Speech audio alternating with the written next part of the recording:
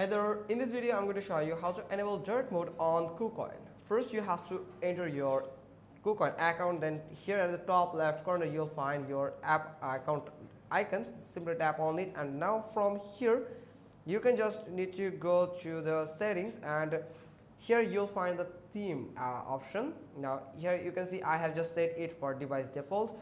If you tap on it, here you'll find three options: device default, light theme, dark theme.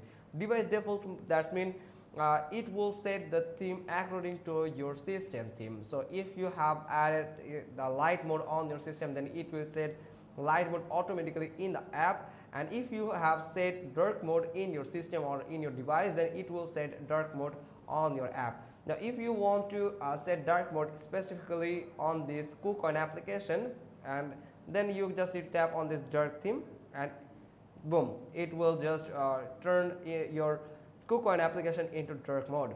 So that's how you can just simply enable the dark mode on your KuCoin application. Hope you got this. If so, then give us a thumbs up. Don't forget to subscribe our channel, and thanks for watching. Till next time.